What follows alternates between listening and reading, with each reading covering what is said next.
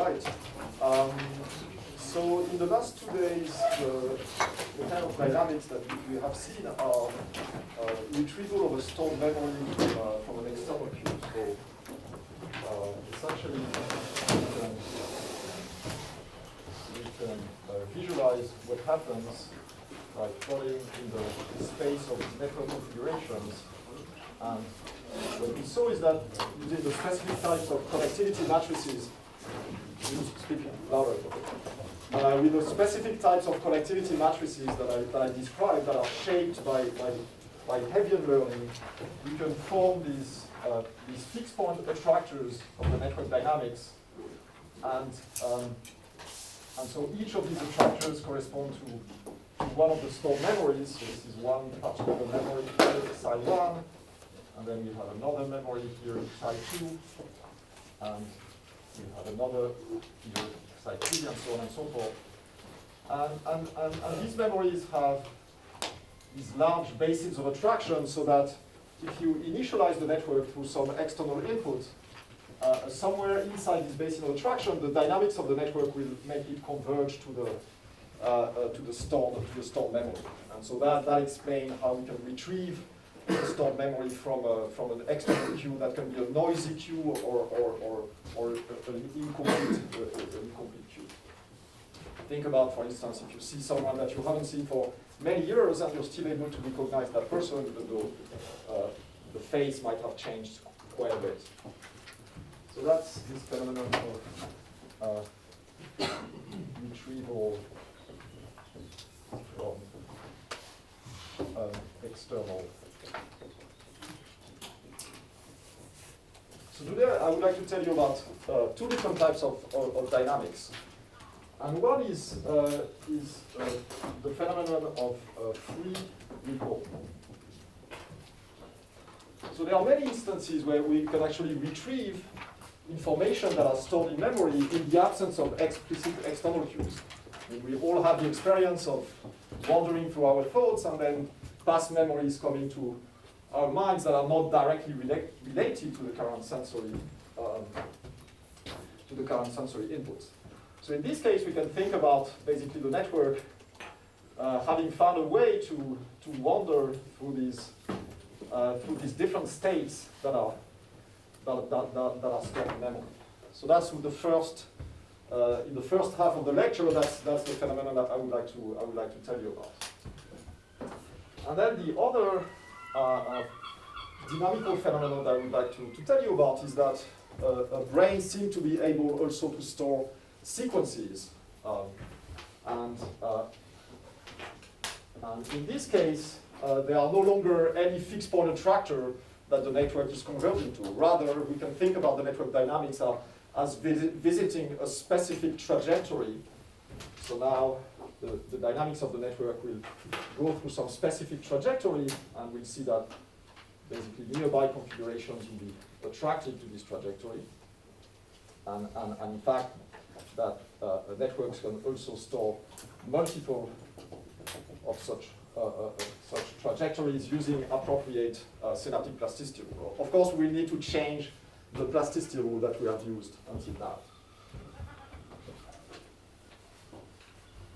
So these will be the two topics I'd like to tell you about today. So let's start with free recall. So free recall has been investigated by psychologists for a very long time now, and the typical setting is that the typical experiment is that you give a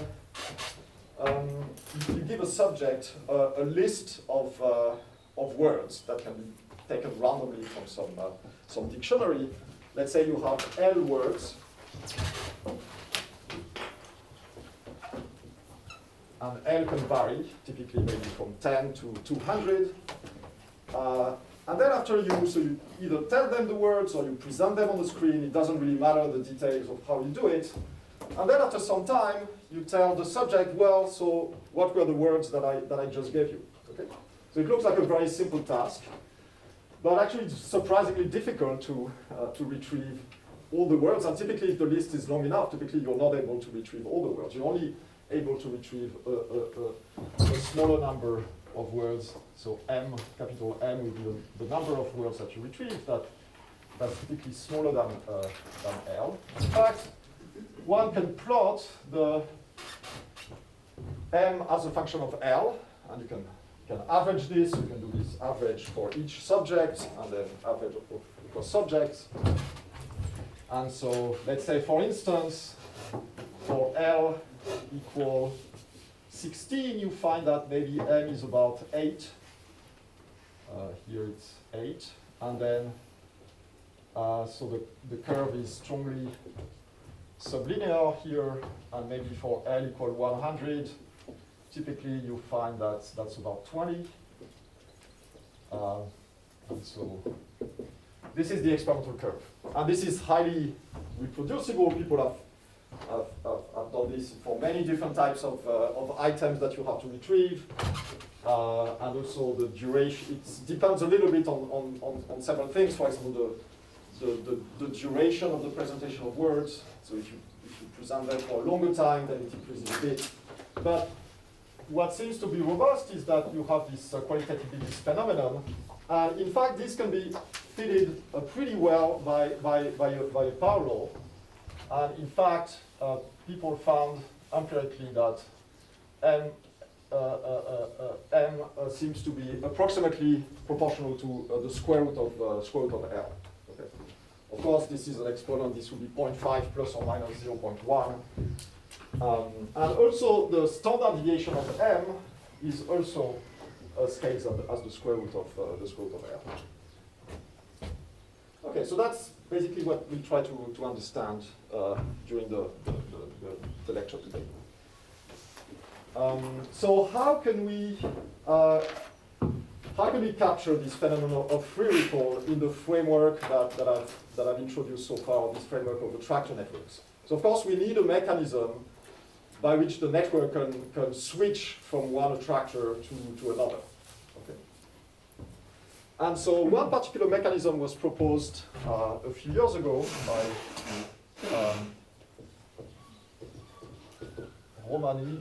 So let me make sure I give you the right spelling for the second author, Pinkowiecki.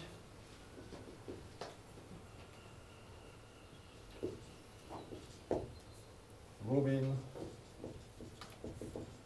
and Sodix. And there is a paper the first paper is from 2013.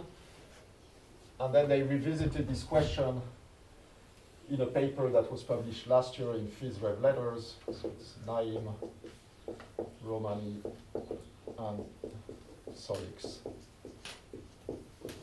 2020. This is PRL.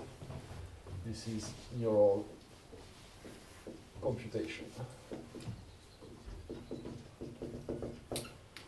Okay, so the idea is that the starting point will be the Sodix-Feigelman model that I described during my second lecture. Okay, so let me rewrite the dynamics of this model. So we have a model that's composed of binary neurons.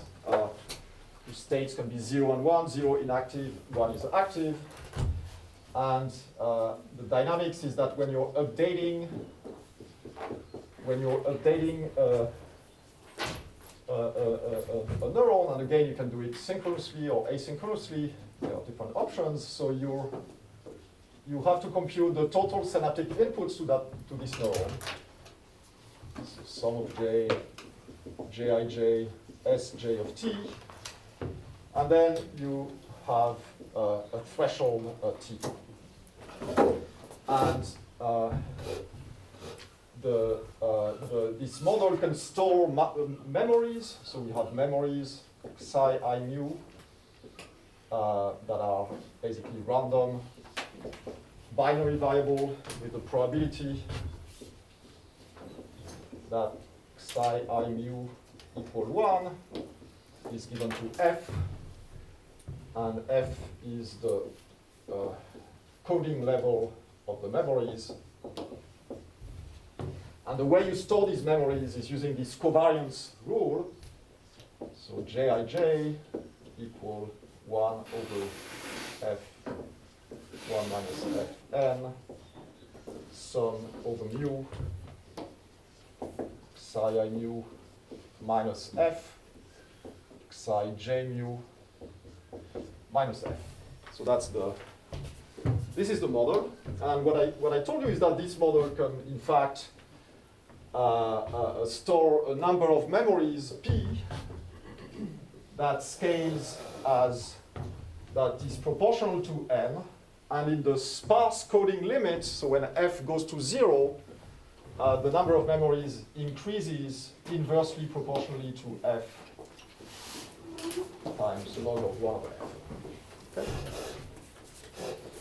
And so one of the main results of this paper is that basically the sparse coding limit leads to a large increase in the number of memories that you can store in this network.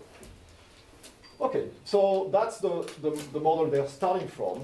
So now you need to add a mechanism to destabilize the attractors, right? Because in this model you will initialize, so what will happen is that you can initialize the network close to one of the stored memories. Let's say you have a mechanism that makes the network go to one of these attractors. So now you need a mechanism to destabilize this attractor. And so the way they introduce two additional things to this model. So one is an oscillatory inhibitory input. Okay. So they have an input which is minus J0 and cos omega t, and this multiplies the average activity level in the network. So the idea we can think about now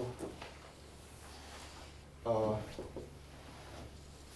excitatory inhibitory network.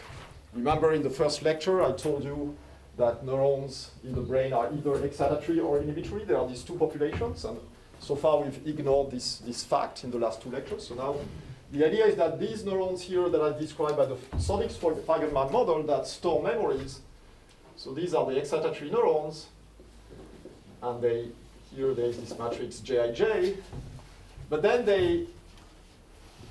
they are also connected to inhibitory neurons that basically can that send hyperpolarizing inputs, or negative inputs to the excitatory neurons. And the idea is that these inhibitory neurons, they are modulated by some oscillatory input. And I just want to briefly mention that, in fact, there is a brain structure that's heavily involved in memory that I mentioned during the first course, the hippocampus. And in the hippocampus, in fact, it is well known that there are inhibitory neurons in some behavioral state are driven by oscillatory inputs from some other structure called the medial septum. Okay. And this oscillation is quite prominent, and the frequency varies, so it's typically from about 2-3 hertz to about 8 hertz. All right. So it's not completely crazy to assume that we have this oscillatory inhibitory input. In fact, it turns out that this seems to happen in some brain structures. Just a curiosity, but actually Jij can also be negative, right? Yeah. So, so we're not really having like just excitatory neurons in the yes network, right? Right, exactly. So in fact, what you will need to do then is what you could do, but they haven't done. You can actually, but that's been done by other people. You could also impose this constraint by rectifying this connectivity matrix. Okay. And then you would need to add to increase the threshold to counterbalance the fact that now you have positive average weights. And that would still work. You would lose a little bit in terms of storage capacity because of this rectification. But you don't lose very much. Okay, so okay, so that's one first thing. So using this, we can see that by essentially now you have a threshold that's oscillating. So you can see that if the threshold is becoming too high, then you will you will destabilize potentially you can destabilize an attractor state because now all the neurons will tend to become silent. All right. In fact, you don't want all the neurons to remain silent because you will erase all memory from the system. You just want so it turns out that if you choose well the amplitude of our oscillation, what will happen is that the network will go to states in which a smaller fraction of neurons are active, and these states are states that are intersections of several memories. So these states are states, for instance, where SI would be given by psi I nu, psi I nu. So you can think about it. So if you have, let's say I'm representing here the sets of active neurons in two different memories. So this is mu, this is nu. You have attractor states in which basically all the mu neurons are active, another attractor state in which all the nu neurons are active. But you have also these intersection states, which of course are a smaller subset of neurons, and these can be stable depending on the value of the threshold. So that's something that can be easily checked. And so these are these intersection states. All right. So the idea is that you increase the threshold. So let's say you start in this attractor where the mu neurons are active. You increase the threshold that destabilizes those neurons. Now you're in this intersection state. And now you want to drive the network away from the mu state and go to another state. So what you're doing is you're adding another ingredient, but it turns out it's also another ingredient that's actually present in real neurons. And you're adding some an adaptation mechanism. So adaptation is a mechanism by which neurons that are active, there is a negative feedback mechanism that tends to decrease their activity over time if they're strongly active. And a simple phenomenological way to describe this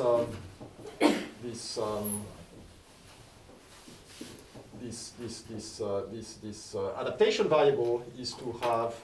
So if we, in fact, they're actually using.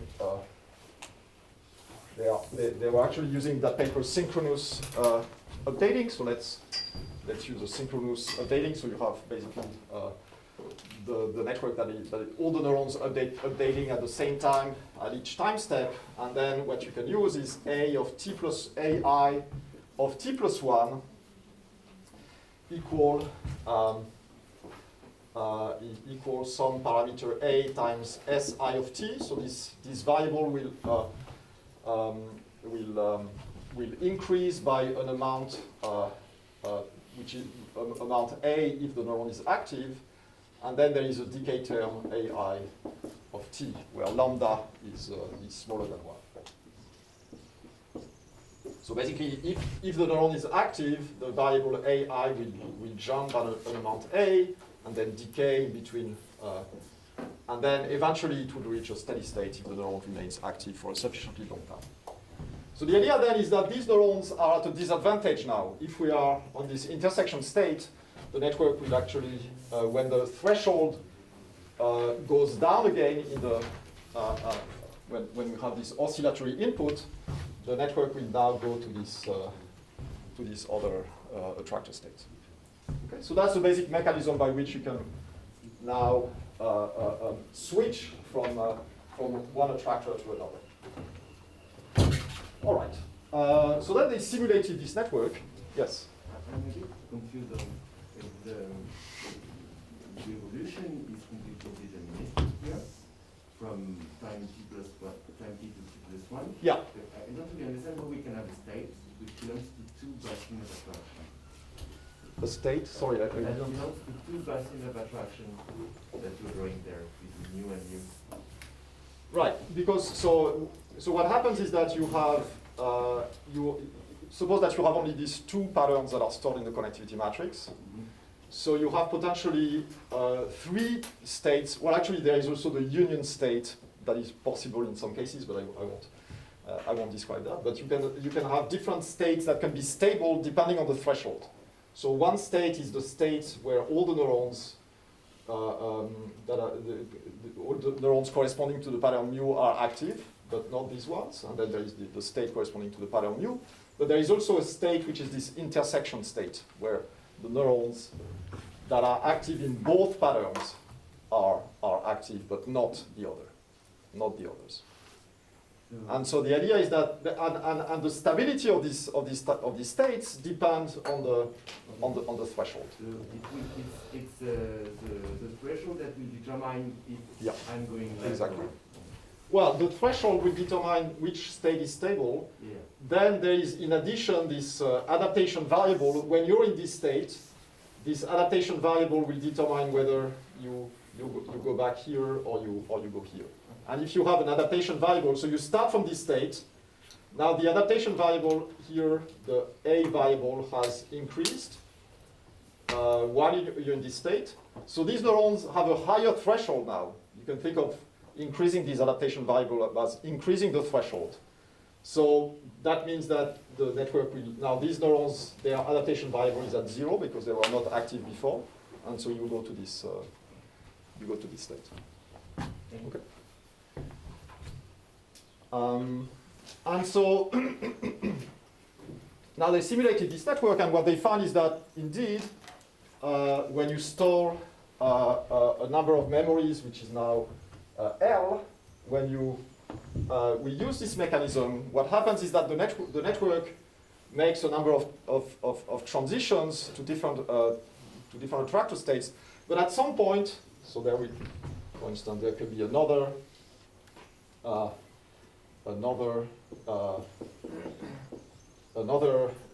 memory that will visit, and at some point it will come back to the initial one, and then it's kind of basically, since it's a deterministic system at this point, it will just continue looping around this particular loop. And of course, the specific trajectory that the network will visit depends on the particular realization of the patterns, and so of course this will vary from realization to realization and from initialization of the network to initializations. Depending on which attractor you start, then you will have different trajectories. But what they found is that the number of attractors that the network visits is in fact scales as the square root of the number of memories in the network.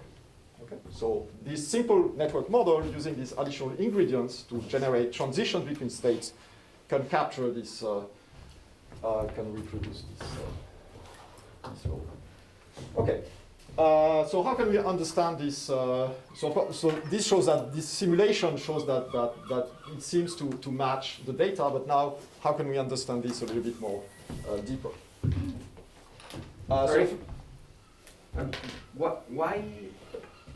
Why modeling this with, so maybe it's a follow-up question, but why bothering about modeling with a deterministic system instead of like just having some noise and letting the noise do the job?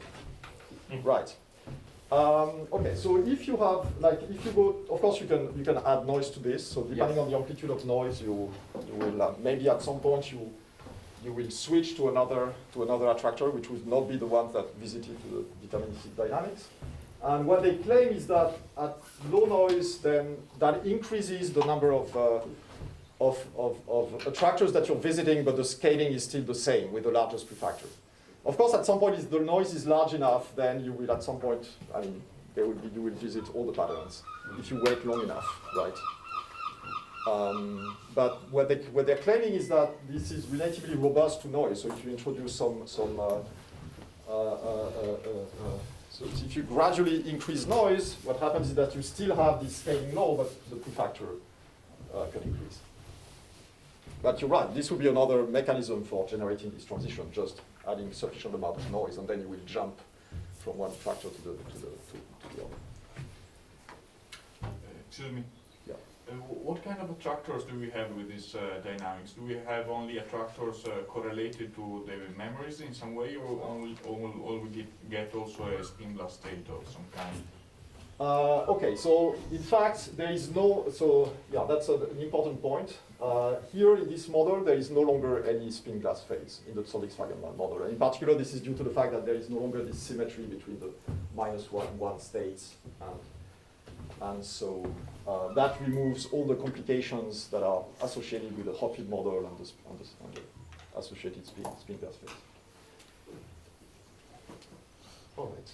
Okay, so in fact, so the first observation is that the dynamics is essentially determined by this so-called similarity matrix. So the similarity matrix, well, I haven't actually written it down yet.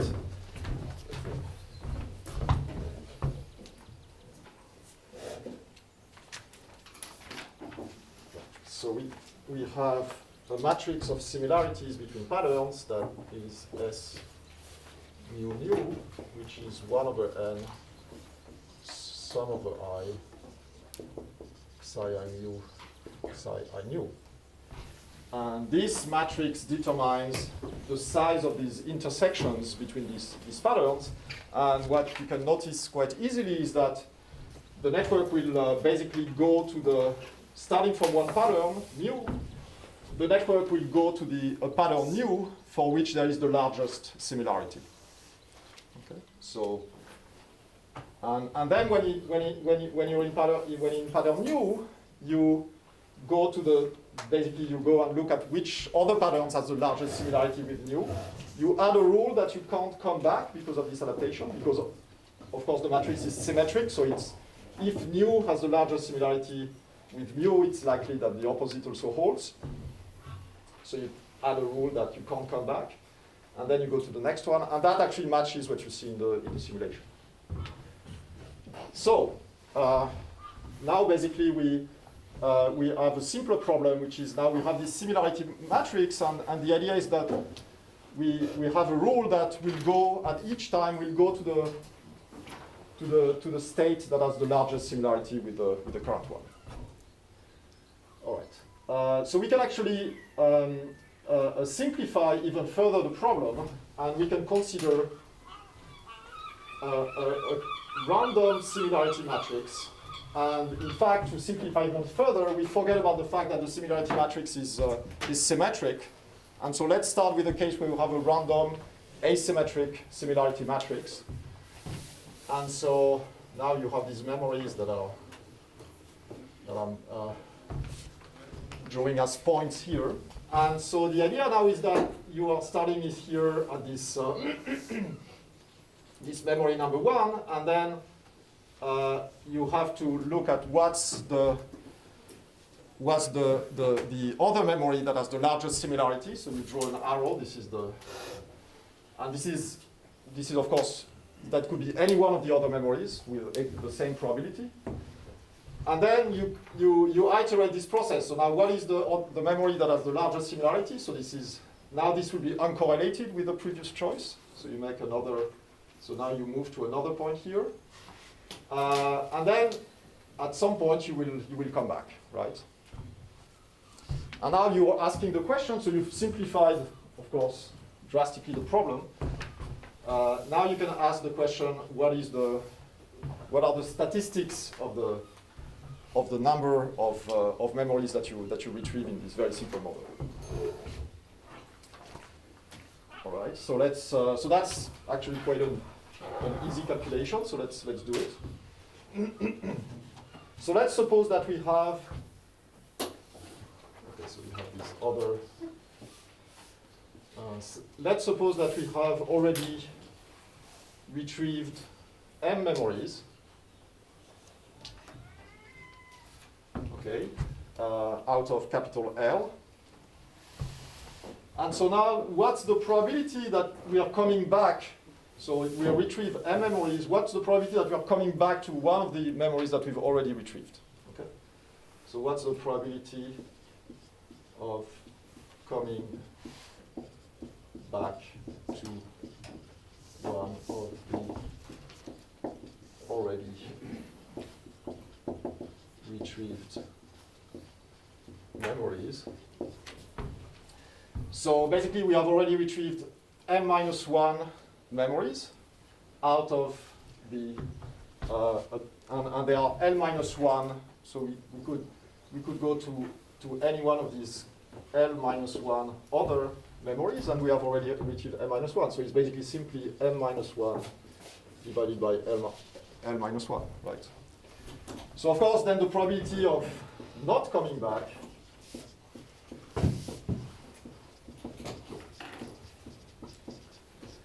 is basically 1 minus m-1 divided by l-1. Okay, so now what is the probability then that we're retrieving k memories, a total of k memories. So basically we have to take the probabilities, the product of all the probabilities for m equal 1 to k minus 1, so all the probabilities before, so now let's say I have here k. So k is the last memory that we retrieved before coming back.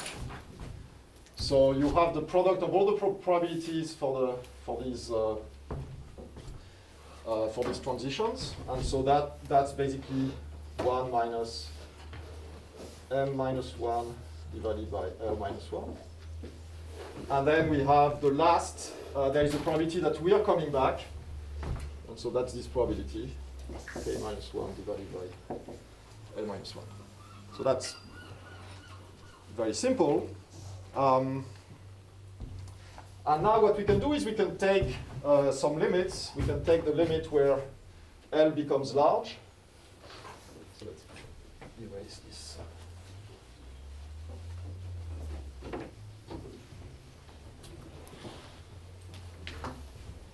So one question, this last probability is you're assuming that you are visiting k states that are new and then we come back.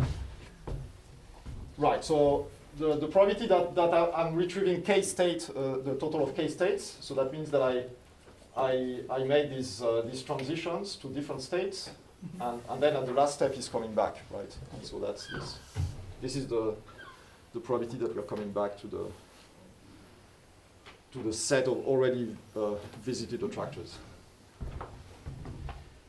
All right, so now we can take some limits. So we take limit L going to infinity to see what are the asymptotics of this probability. Also M going to infinity and M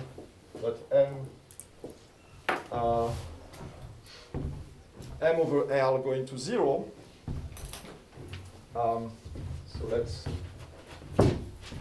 So here we can rewrite this as k minus 1 divided by L minus 1 exponential of the sum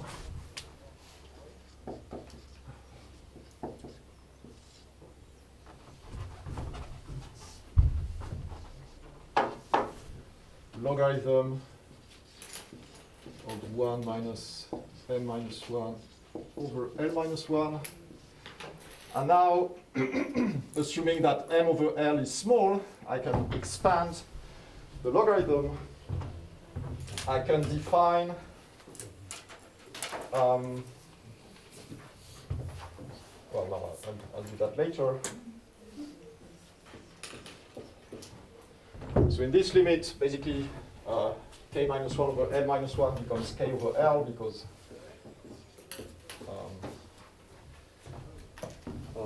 L is becoming large, and then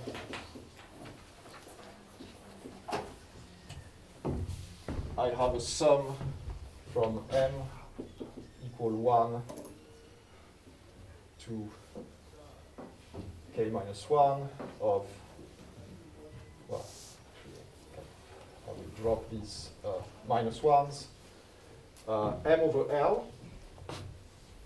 And this is basically, this becomes the sum from m equal 1 to k of m. This is basically k square divided by 2. And so we end up with k over L exponential of minus k square over 2L. Okay. So now we see that we can redefine a new variable x, which is k over square root of L. And we see that the distribution of x is simply x exponential of minus x squared divided by 2. Okay?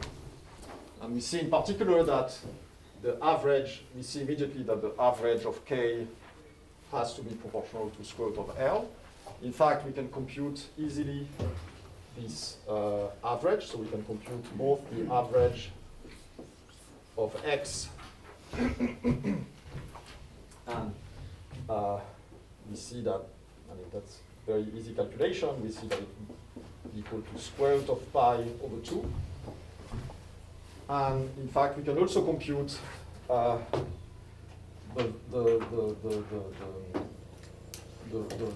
variance of x, and we'll see that it's equal to 4 minus pi over 2. Okay? And so this model basically, now if we go back to our original variable, so the number of stored memories, of retrieved memories in this free recall setup will be basically equal to square root of pi L divided by 2. Okay. And basically the standard deviation also grows as the square root of L. In fact, here we compute the whole distribution of the number of retrieved memories. And in fact, these match at least qualitatively the experimental results. However, with this, these equations tend to so it gives the right scaling, but the prefactor seems to be smaller than what we see in the data. Okay, so basically the next step. So the next step then is to try to understand what are the effects of the symmetry in the similarity matrix on this process, because now we've made quite a drastic simplification here, going from a symmetric similarity matrix to an asymmetric one. And so what happens then when we have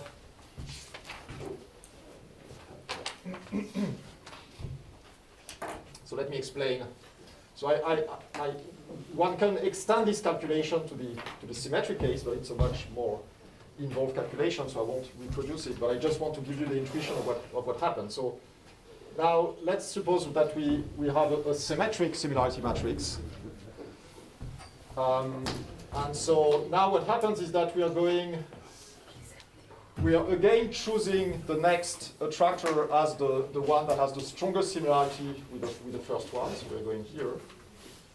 Now there is a high probability that now I'm at 2, I'm looking at which pattern has the strongest similarity with me, and there is a high probability that actually this would be so that I'm putting now a dash line, that it will be 1 because the matrix is symmetric. So of course, if I have a strong similarity, one has strong similarity with 2, it's like, of course it also has a strong similarity with, so 2, I mean, it's just symmetric, right?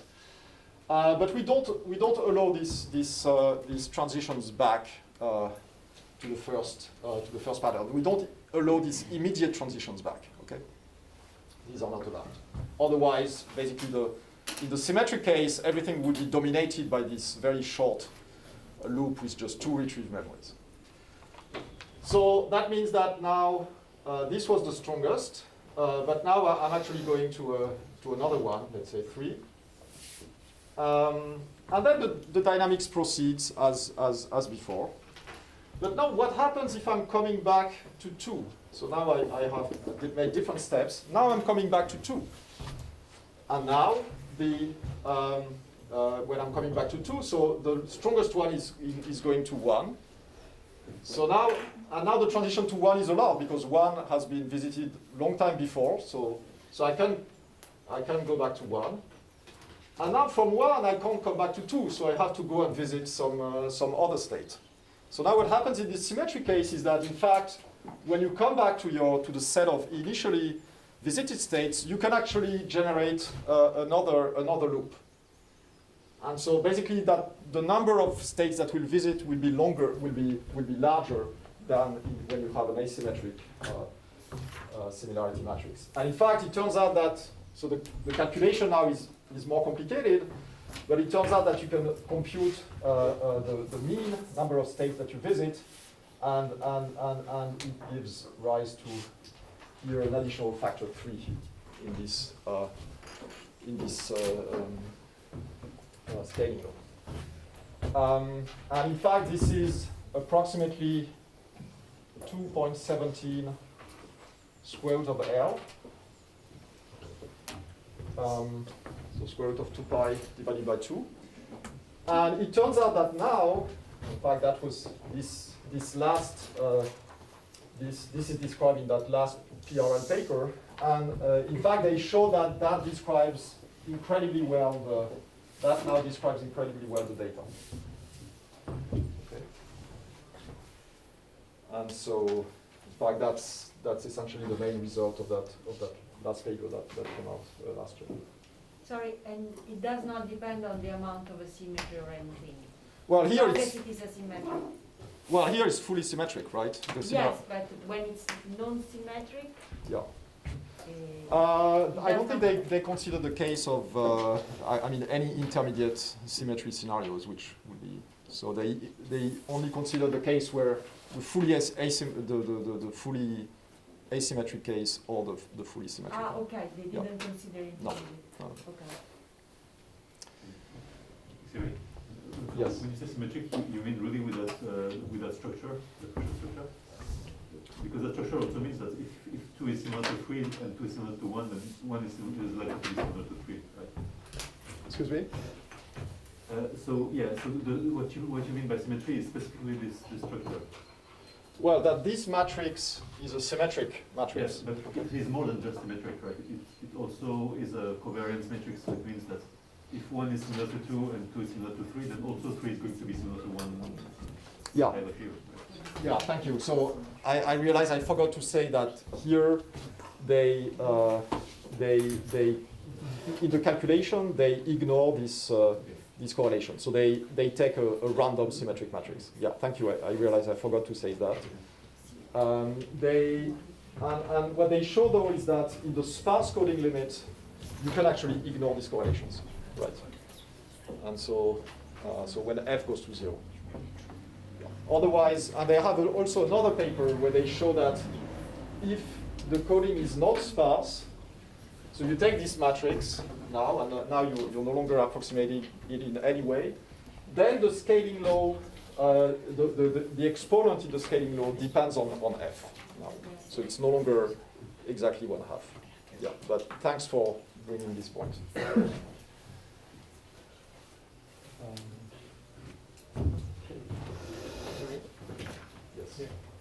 I didn't get, how do you enforce in the dynamics not coming back to 1 if you are in 2 and So it's symmetric and not, well, here is just a rule that you're just defining your simplified model in this way. You're just saying the rule is that I'm going to the most similar pattern, except that I add a rule that I don't want to come back to the last one that I visited. I'm adding by hand this rule, and in the model that I wrote down before, I wrote down this extension of the Zolix-Feigelman model with this adaptation variable. This is the adaptation variable that prevents you from coming back immediately to the pattern that you just visited. Right? Excuse me. Sorry, I missed just the point where you explained how coming back to two and then coming back to one, we are able to do another loop instead of coming back to the former loop. Yeah. So let me go back to the to this cartoon. So okay, I'm starting from 1. I'm going to 2. Then 2. I would like to come back to 1, but I can't. So I have to start a loop. Now suppose that this loop ends at 2 in particular, but of course I'm taking here 2 could be any other memory that has already been visited in this dynamical process. Now the memory that has the strongest similarity with 2 is 1. I already know that, right? So and now there is nothing that prevents me to go to 1 because this there is no longer this rule that 1 is no longer the last memory that I visited. So I can come back now to 1. But now 1 I can't come back to 2, which I would like to do. So I have to take another path. And so I'm starting another loop, right? And yeah, so that's the idea. And so it makes it, you do longer loops. Sorry? Just to check that I got it correctly, so initially you introduced this S mu, so by definition it's symmetric, right? Yes. And then you assume, let's forget about this. Right. Let's suppose it's asymmetric and the probability to go anywhere is the same. Yeah. So regardless of the overlap. Yeah. You already get the correct scaling. Yeah. And then you go back to the symmetric case. You still get the scaling, but the slope is higher. Right, just the prefactor is different. That just changes the prefactor. Exactly. And so, does it tell us that in reality it's symmetric?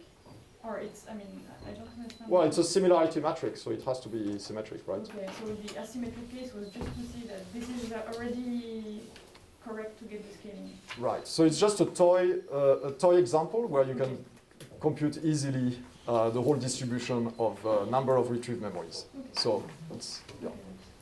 Yes. So you spoke about the empirical data, just focusing on the number of retrieved patterns. But if you ask people to enunciate the words they're thinking about, can you go deeper and check other predictions of the model?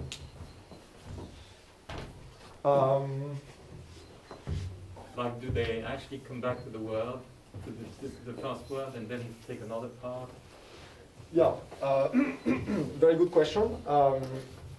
I don't think, to my knowledge, they have not tested this kind of prediction. So if you read the papers, they mention that anecdotally people report that they kind of come back to the words that they already retrieved, and so that this happens quite a while when you ask people about the retrieval process. I don't think, to my knowledge, they haven't explored systematically these kind of questions. But, yeah. Because in principle, there's a full statistics that you can work out. Yes, yeah, sure. Yeah. I'm not aware of any published results on this on testing information. But, you're right. And a bit in the same spirit, do we have empirical data, the higher moments of the distribution? I think so. I think what they report is that here we have essentially the full distribution. They report that the distribution is qualitatively similar to this distribution. It's a broad distribution. I don't think that they really checked the higher, specifically the higher order moments, but yeah, that's a good question. I don't really remember seeing these comparisons with higher order moments. But the first one, quantitatively agrees, you said, in this? The first two moments, so the average and the standard deviation. Okay. Yeah. Oh, okay. Yeah, the standard deviation also. So I haven't written down the calculation of the standard deviation. So the standard deviation in the asymmetric case is this, and it's, of course, it's more complicated in the symmetric case. But it's still in square root. So basically, this result means that no matter really what model we choose, as long as we hope through states, and as long as we have we hope through a similarity matrix or something, we are going to get these results. So, I mean, Exactly. these data can only tell us that we are going through, we're hoping to run it, right? You're perfectly right. Yeah. Okay. Exactly. It's, So it's in a sense it's really completely independent of the specific implementation. So they started with this specific implementation, but eventually yeah, there are no free parameters eventually. So Yeah. Okay. Thanks. And about the correlation between, like if one is very similar to 2 and 2 to 3, then that will be in somehow compensated by the fact that we had this A not allowing to go back directly. That will still be a bit working in the same direction. I mean, also from 3 to 1, we will still have some of that, right?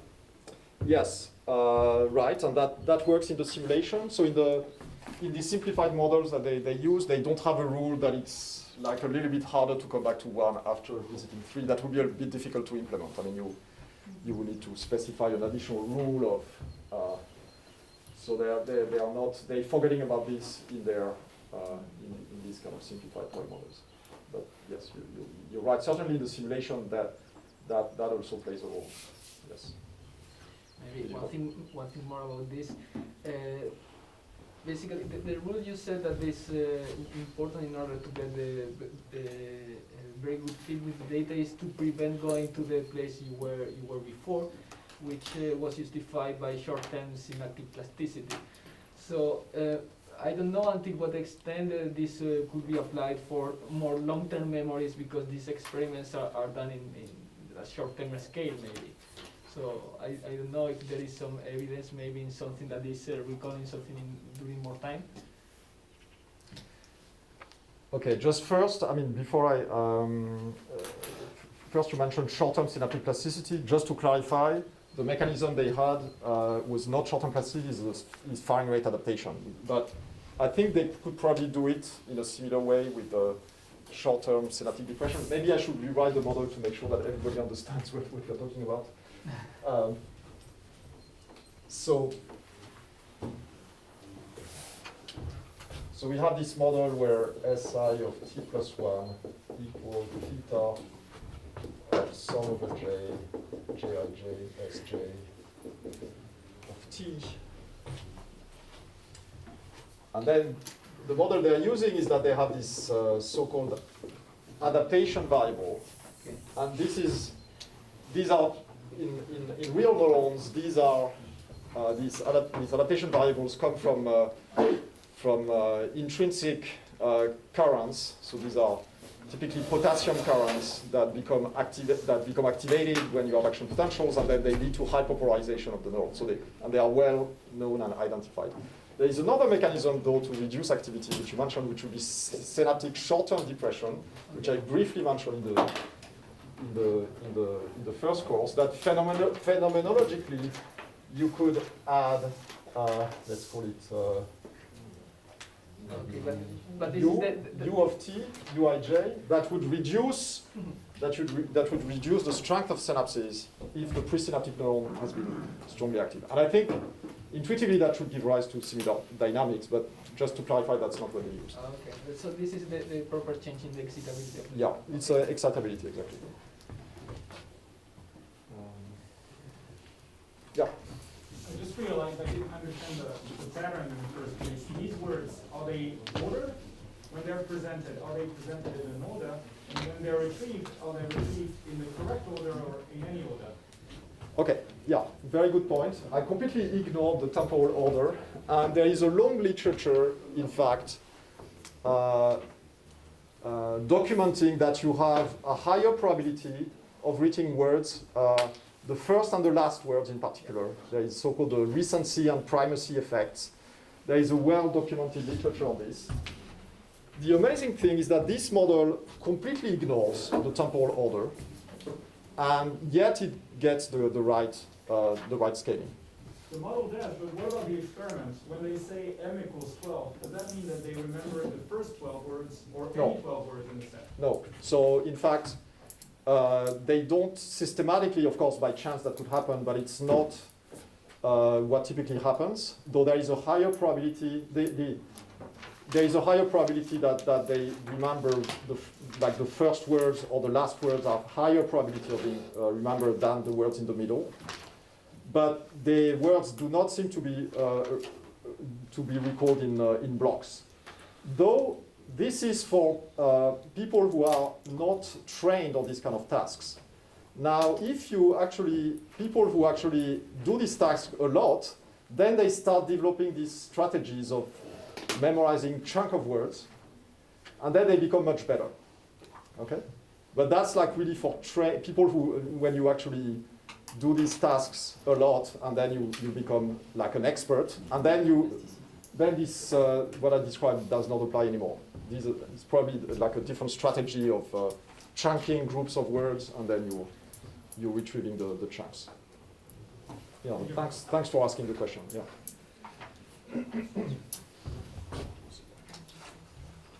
Okay, any other questions on this part?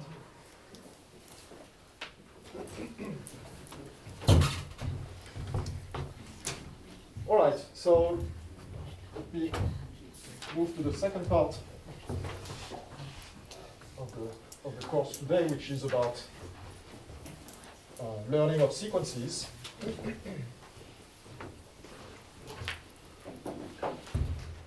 And first, I'd like to have some brief neurobiological motivation for why studying learning of sequences. So of course, I mean, at the psychological level, we are able to store in memory lots of different sequences. Think about song, music. In particular, we have also any kind of structured, temporally structured motor behavior. Think about it as a sequence. And in fact, these have been studied.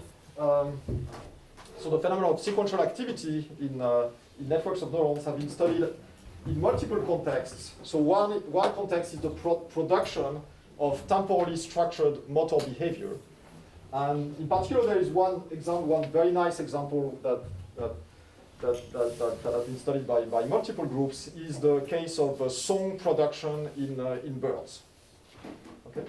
And so some birds are able to sing quite complex songs, and the location in the brain of the bird where the song generation happens has been localized. So it's an area called the area HBC.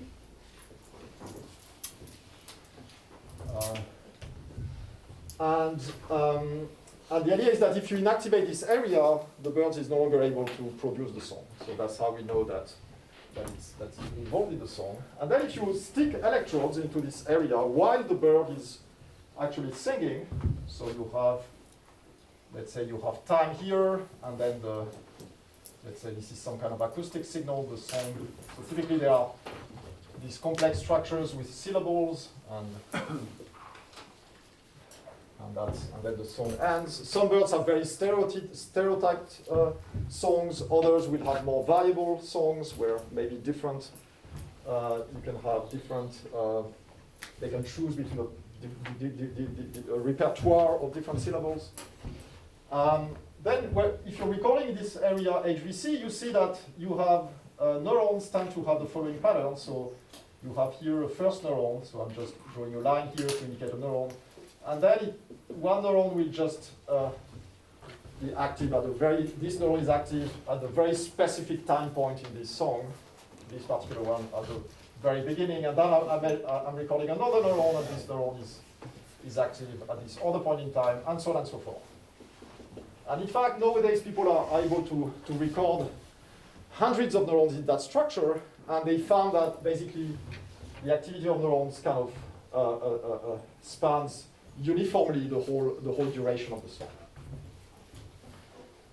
And these neurons are temporally extremely precise. They really reproducibly fire at a very precise time of the song.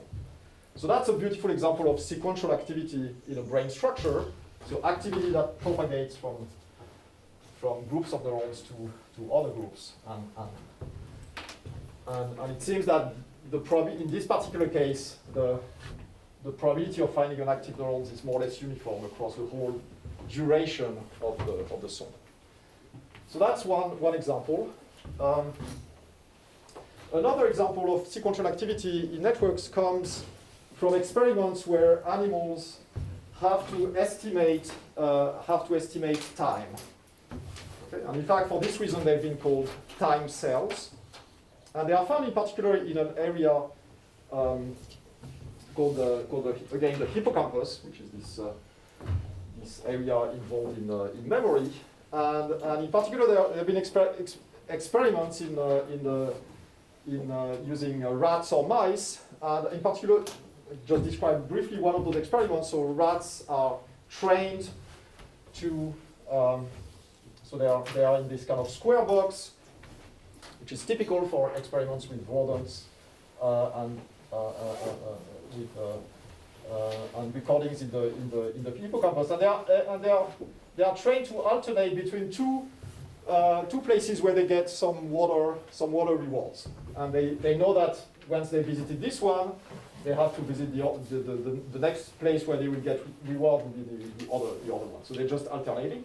But there's another complication is that here they have a wheel, and they learn that they have to run in this wheel. They have to stop and run in this wheel for at least 10 seconds before they will go to the next spot. Okay. All right. And rats and mice love to run on these little wheels, so it's really not difficult to train them to do that.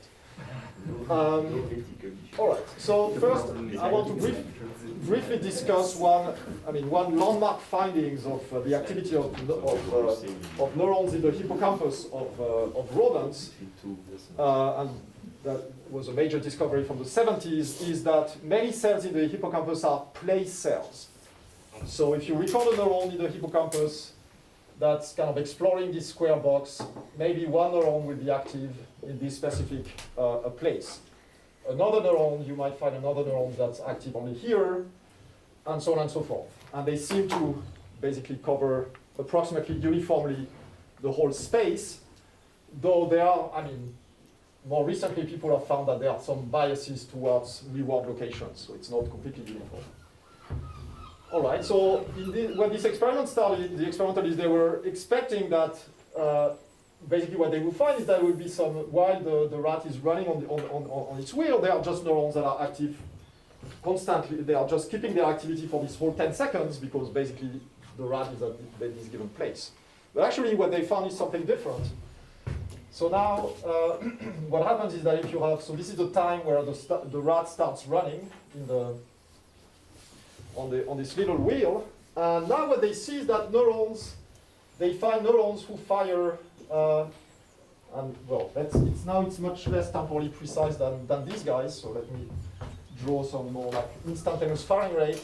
Let's say I have a neuron here that starts firing, and then maybe it has another, it fires also a little bit more at some other time, and then another neuron which fires maybe a little bit later, and so on and so forth. So again, you have this temporal structure where different neurons seem to be active at different times after the rat has started to run. And this covers the whole 10 seconds of the running. What they find also is, interestingly, so these are called time cells, and these can be, so these, in analogy with these neurons, so these are called place fields. And these can be called time fields. And the width of these fields seems to increase with the elapsed time. Okay, so the more time passes, and the broader are these peaks. Okay. So that's another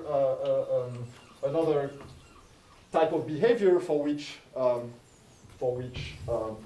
one sees this phenomenon of sequential activity in neural structure, and it's clear what the benefit is of having this type of activity. Basically, you can read out easily, you get information about the amount of time that you spent on that wheel by just looking at which neurons are active, while if you had only neurons that were persistently active during the during the whole task, you would have no idea how long you've been running, right? So here you have a code that allows you to basically read out the elapsed time very easily.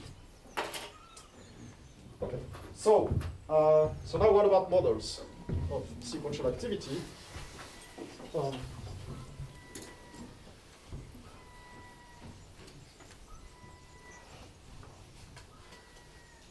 So already in his 82 paper, John Hopfield proposed a simple modification of his model that would allow to retrieve sequences. And so the simple modification was the following. So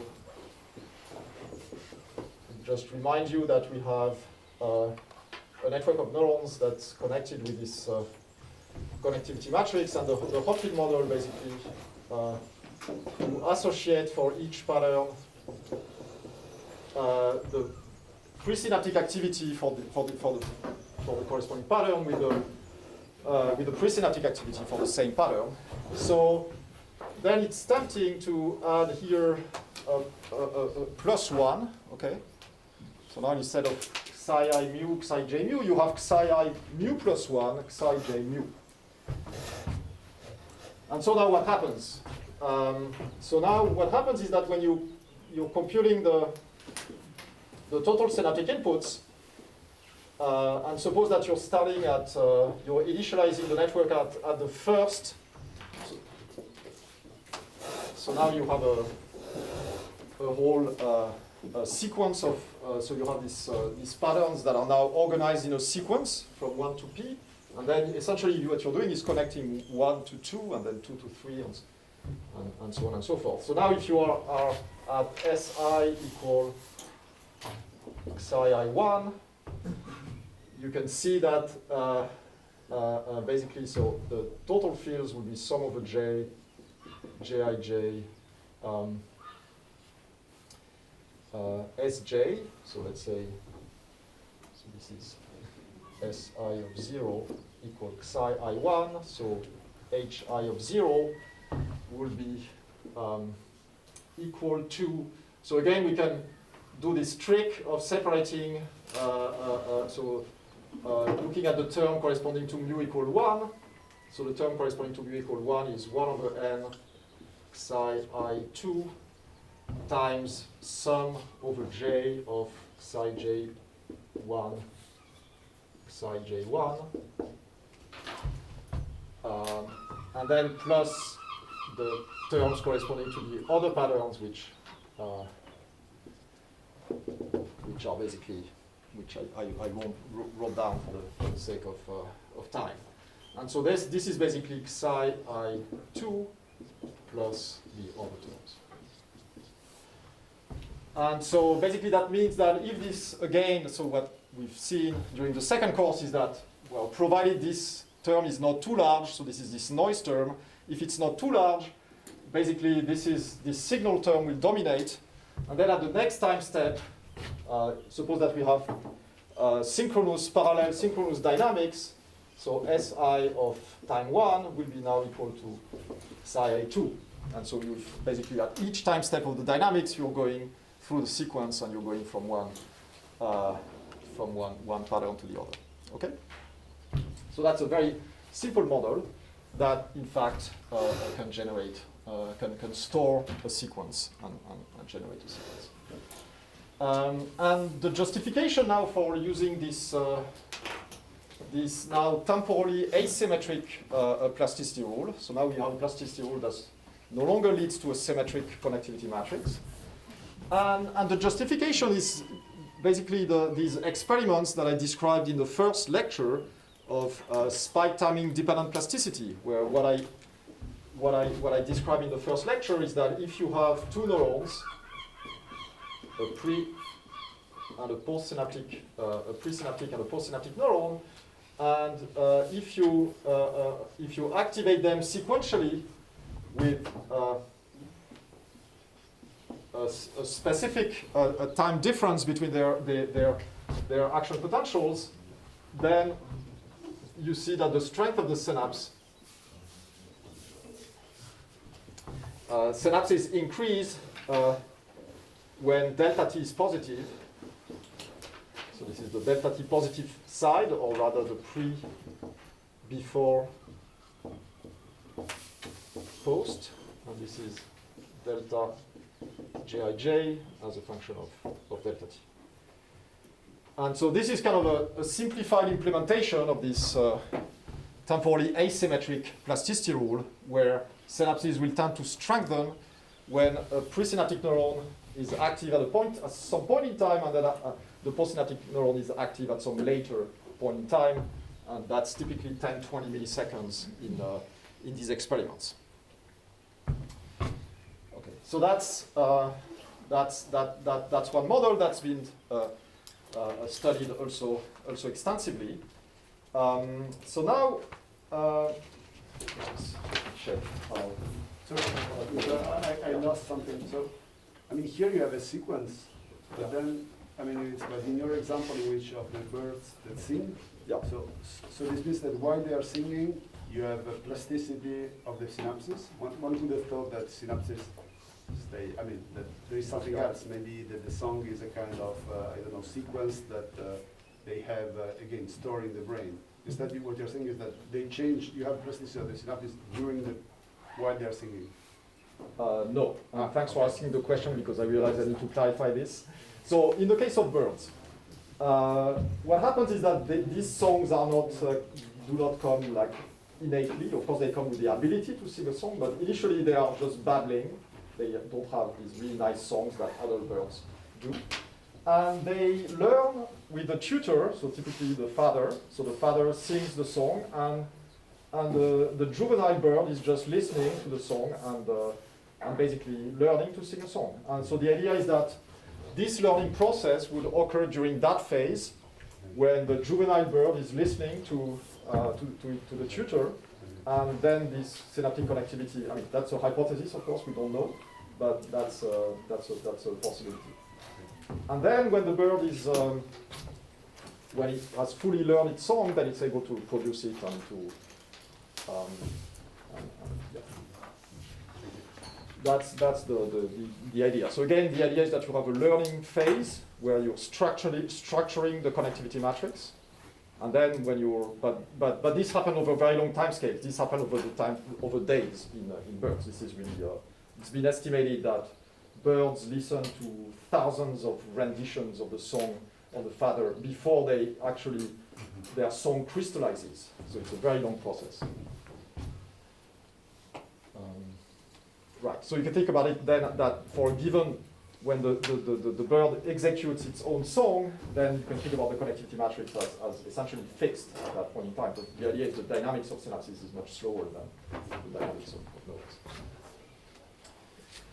All right, check the time. All right, so in the last 15 minutes, let me see if I have.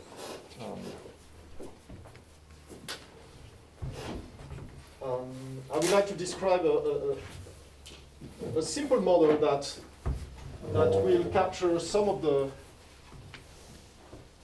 the features that we see in a number of experiments, where we see that in these sequences, what happens is that first there is a higher probability that neurons have peaks initially in the sequence, so you no longer have this uniform distribution of peaks, and also the fact that you have this broadening of peaks as a function of time elapsed since the beginning of the sequence.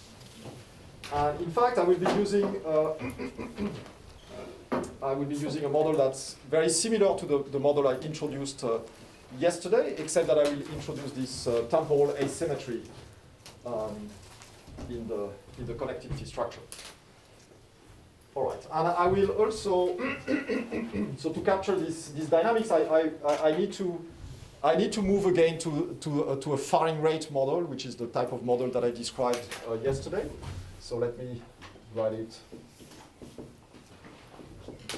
Let me write again what a firing rate model is. So each neuron is described by a continuous a continuous variable, which is its instantaneous firing rate, and then it receives synaptic inputs, which are basically, as in the simpler binary models, they're just a linear sum of basically Jij times Rj. And so the model, and phi is this transfer function that we can take to be some sigmoidal function that goes from 0 to some maximal firing rate. Okay, and now I will use a model that's very similar to the model I described yesterday. So for the sake of analytical tractability, I will use a model that lives on a sparse matrix. And that's basically because it simplifies the calculations a lot when the connection probability is very small. So basically we have probability that Cij is equal to 1 is C, and basically probability, of course, Cij equals 0 is 1 minus C.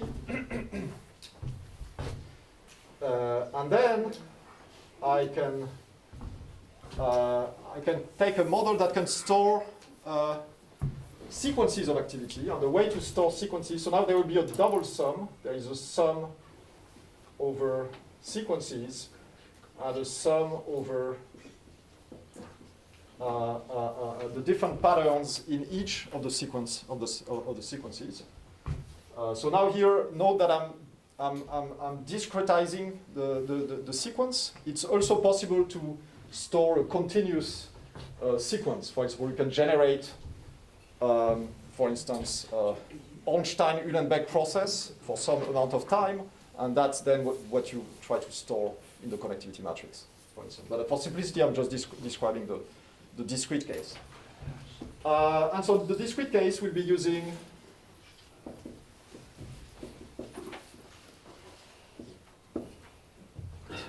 S, you have two indices here, S and mu. And for the sake of, again, analytical tractability, I will be taking these patterns size now as Gaussian random variables. Okay, that just will simplify calculations. And just to remind you that yesterday I had a similar model where I built, so I started with Gaussian random variables, and these variables were supposed to be the synaptic inputs coming to neurons during the learning phase. And the justification for taking Gaussian random variables is the central limit theorem, basically the fact that neurons receive many inputs. But what I did yesterday is that I passed through these Gaussian random variables through some nonlinearities. And here, for the sake of simplicity, I'm forgetting about the nonlinearities. And so, so the learning is just the product of psi I mu plus 1 psi j mu. And another question is this model able to retrieve the sequences that are stored? So the stored sequences are basically the sequences of these random, uncorrelated Gaussian random variables. So I'm taking these as being IID, of course, because otherwise it would be more complicated. So for simplicity, these are just IID standard Gaussians.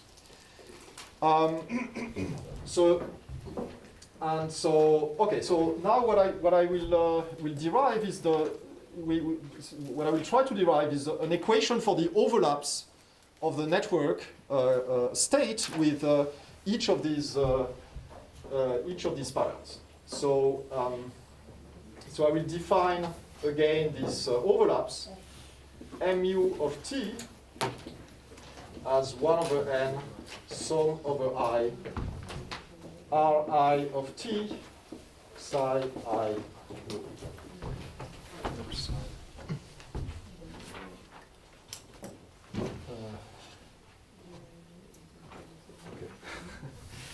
All right. So the first step will be to write a dynamical equation for these overlaps. Okay, using these equations here. So so let's do this. So we basically what we can do is we can take the derivative of mu as a function of time. Let's forget about tau. Set tau equal to 1 as the unit of time. And basically we see that this is 1 over n sum over I of the derivative of the rates with respect to time, psi I mu. And we see now we can plug this into this equation. The first term minus Ri, we see that it will give just minus the overlap mu, okay? If we the minus Ri. And the other term is, of course, more complicated. So we have plus 1 over n, sum over I, psi I mu, and then phi of this sum. So what is this sum, in fact? So this sum, okay, I can write it here. This sum is, so let's do the same strategy as I did before, so that I can separate the sequence that I'm currently retrieving with all other sequences that are stored in the connectivity matrix. And so the sequence that I'm currently retrieving, so there are now still a sum over the different patterns in that sequence. And so I have a psi I mu plus 1. I'm dropping the index s for that particular sequence that I'm currently retrieving. I'm taking s equal 1, and for the sake of simplicity, I'm no longer, I'm dropping this s.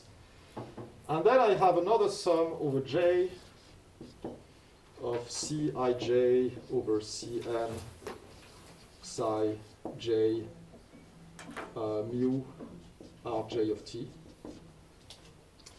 And then I have this other sum here, which for s larger than 1, that are all the other terms in that equation, which I just won't write the details for to go a little bit faster.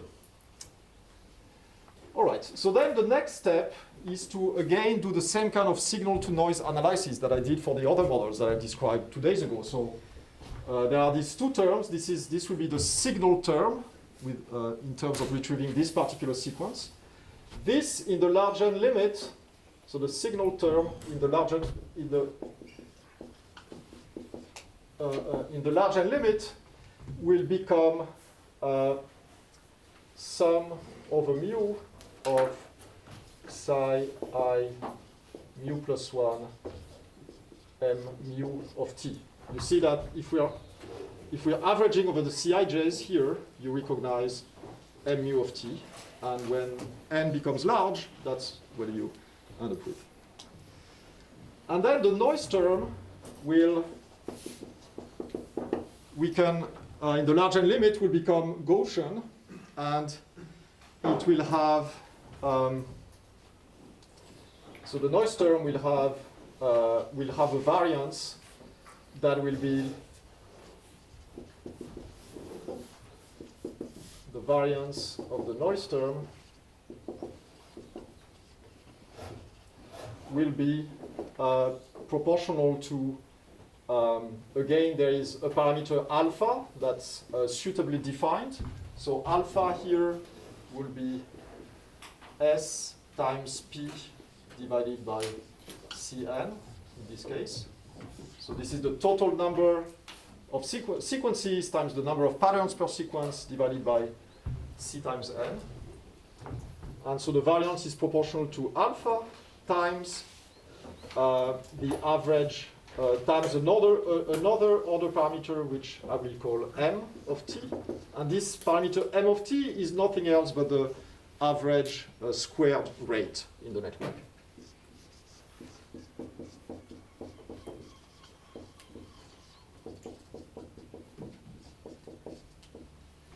Let me check fine, because I'm afraid I'm probably going out of time.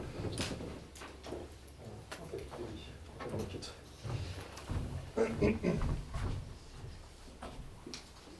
So we see that we have this other parameter, and we need to find also equations for this m of t, which we can do by using the same strategy, but that's more involved, and that also includes the two-time correlation functions, and that leads to a set of integral differential equations. So for the sake of brevity, I won't derive these equations, but you can do it in a rather straightforward way. So I will just focus now on these equations for these overlaps.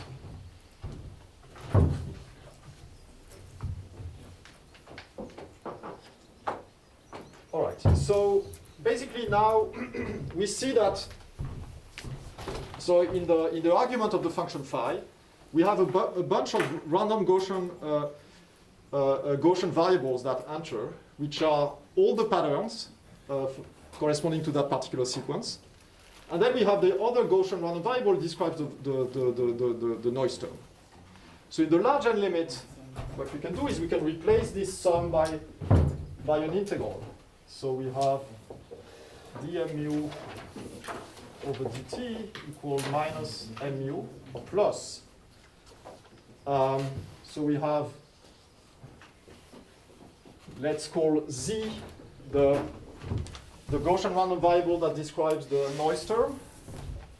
And then we have product over mu equal 1 to p of the Gaussian random variables describing the patterns. And then we have psi mu, which is because we are looking at the overlap with the pattern mu, so we have this psi mu here that enters. And then we have the phi, the function phi, which is, and then the argument of the function phi is sum over nu, psi nu plus 1 m nu plus square root of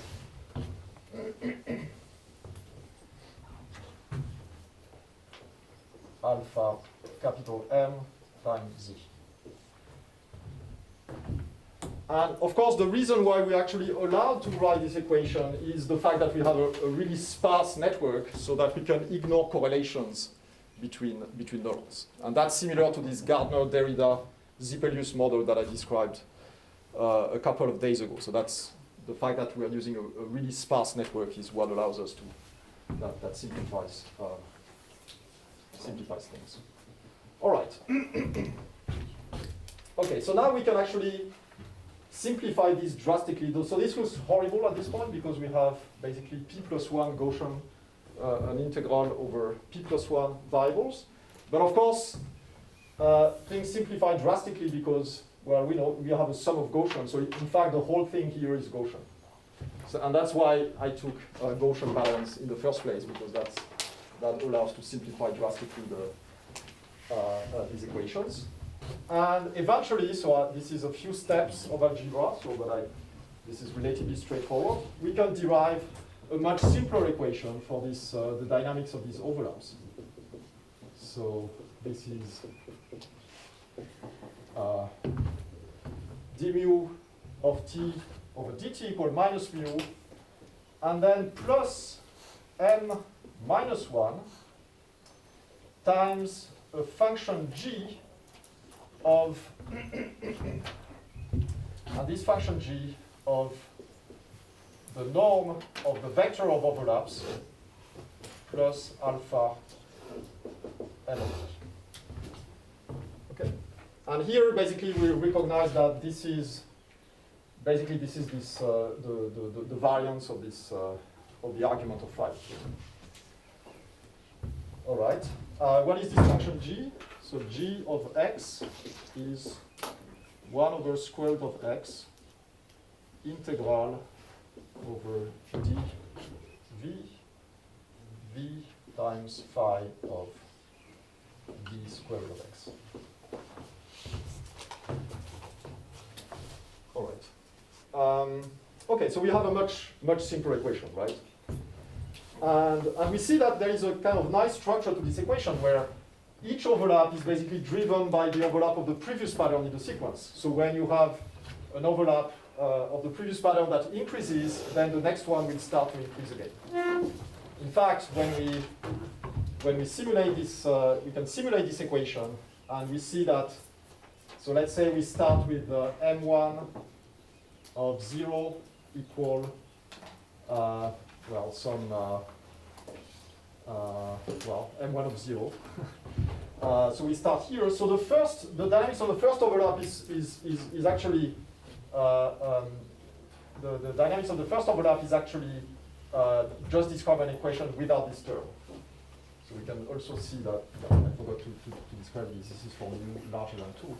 For mu equal 1, we have d mu1 of t over dt equal minus m1. So the first overlap will decay exponentially because it doesn't have any previous pattern to drag it. So it just decays exponentially. Now the second one will increase, and then the third one, and basically you see that there will be, that will be the dynamics of the successive overlap. So this is m1, m2, m3, and so on and so forth. Okay, maybe last 5 minutes. Should I stop or? No. I mean, if it's good, if you, I mean, it's time to stop. But if you have to conclude. Yeah, just if I can have 5 minutes. Otherwise, I can stop and continue tomorrow. It's really. Tell me. I promise I will stop in 5 minutes at most. But I mean, I mean, if you, it's really up to you. I mean, if you have to rush, I think it's maybe it could. I mean, as you want. I think I can do it in 5 minutes. Okay.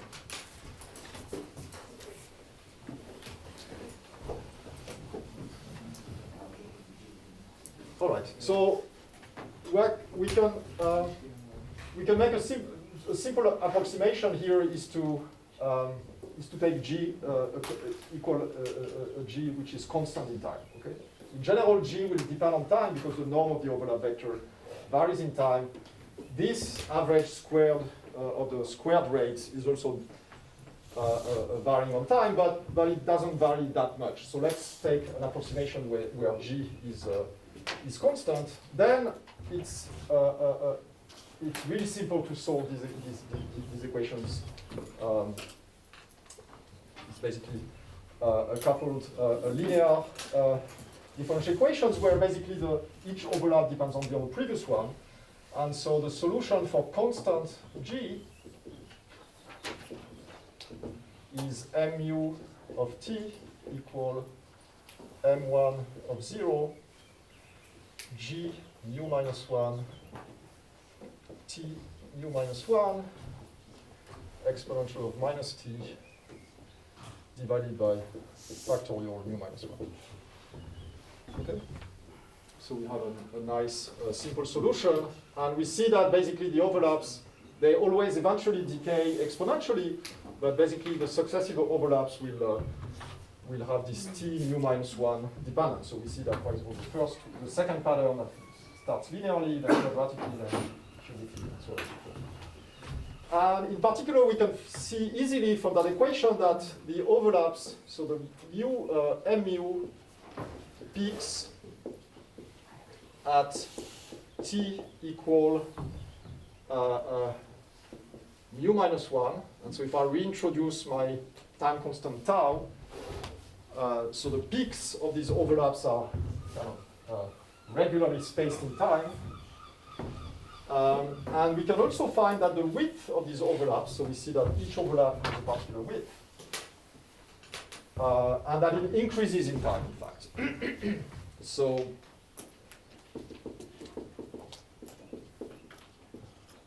and it goes as tau square root of mu. And in fact, so the last thing I would like to say before concluding is that then, if you look at if you look at the dynamics of different neurons in this network, you see that in fact these dynamics reproduce the features that I already mentioned in this when I described this experimental data. That is that the peaks, they are more likely to be peaks at the beginning of the sequence, and also the fact that these peaks are broadening with elapsed time. basically we can see that each neuron, the activity of each neuron is driven by some random combination of these MUs. So basically this is the signal term for a particular neuron. So we have a particular neuron I, its inputs are basically proportional to this sum. And so what happens if like a neuron will have the peak of its activity will depend on basically which psi is largest in this sequence, and so basically the width of its peak will depend on will be determined by the peak of this overlap mu. So neurons that tend to be more active later in the sequence will tend to have broader peaks. And the fact that there are more neurons that have peaks at the beginning of the sequence is related to the fact that basically the amplitude of these n variables actually initially decreases strongly in time before stabilizing. And the story of why this stabilizes is related to the behavior of this function g, but I don't really have time to describe this now. So yeah, sorry for taking a little bit of time.